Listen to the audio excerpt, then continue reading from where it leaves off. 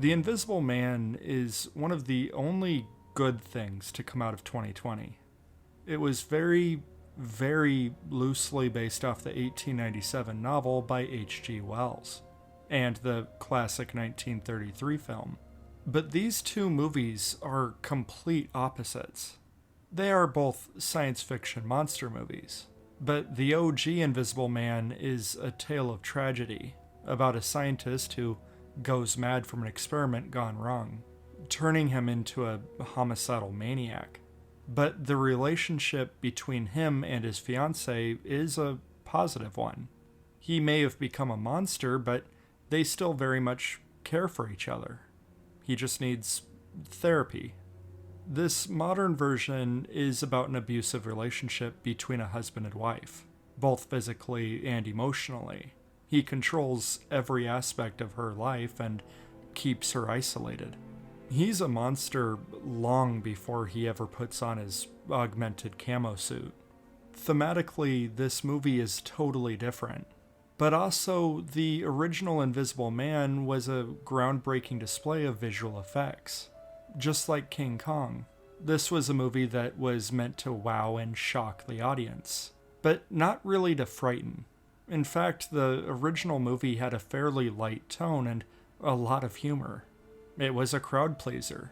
And to keep the interesting thing in the spotlight, the movie revolved almost entirely around the antagonist. But this new Invisible Man is a dramatic horror movie.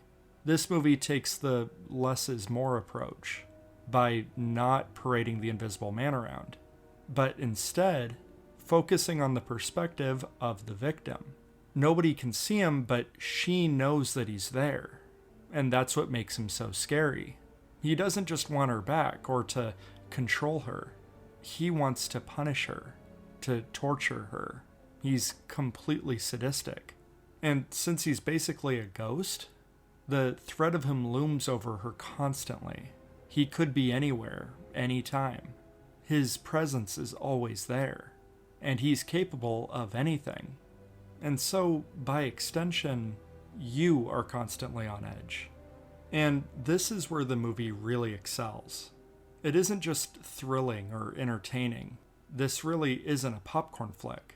The whole thing is genuinely well made. It doesn't rely on cheap editing tricks to scare you. Everything is very understated. It keeps you unnerved and checking the corners, without many distractions of jump scares or scary sound effects. This movie expertly nails paranoia. And that isn't to say that there isn't any excitement or fun visual effects, because there most certainly are. In fact, I'd argue that every single scene of the movie is excellent. The first 10 minutes of this movie tells us everything we need to know about these characters and the situation, without a single word spoken. It's purely visual storytelling. Then all of the early scenes of the stalking are mostly just quiet tension, and it's very effective. But then there's the dramatic stuff. Elizabeth Moss gives an outstanding performance. It's raw, vulnerable, and emotional. But she's also determined and resourceful. You're rooting for her the entire time. And when she tries to confront him, it's nothing short of powerful. But if somehow this movie is underwhelming you, fear not. Because once she figures out that he's hiding in the attic, the movie ramps up. And this is easily the scariest scene of the movie. It's all slowly built up to this moment, the surprise. This moment is the first real effective jump scare of the movie. But it's not just that. After everything that's happened, we all feel vindicated. She was right, and now she can track him. She can fight back.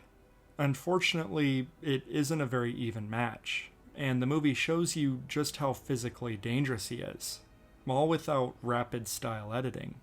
And then, back at the seaside fortress, she gets a closer look at his tech, and the suit is actually pretty cool. They don't bother explaining how any of this works because it doesn't matter. He's just a genius optics engineer. And after a couple more effectively scary moments, She now has all the proof she needs to get her sister back on her side. She meets her in a crowded restaurant, and they share this nice moment, which is amazing because for the first time in an hour, we actually feel comfortable. We can let our guard down. There's no threat. Nothing bad can really happen here. We're just hoping that the sister believes her. So when the knife starts floating, before you can even register what is happening, her throat is slit, and the knife placed in her hand. It's over in a flash. And then there's the screaming and the white noise. The Invisible Man is always in control. Now, locked up in a mental institution, she finds out that she's actually pregnant. And so naturally, the Invisible Man knows that she's pregnant. And he's done playing games. He wants her back. He wants his child. And as we're approaching the ending, this is all about her regaining control. She bluffs a suicide attempt in an attempt to prove her innocence, or simply his existence. And now, with the cat out of the bag, he has to go full psycho killer mode.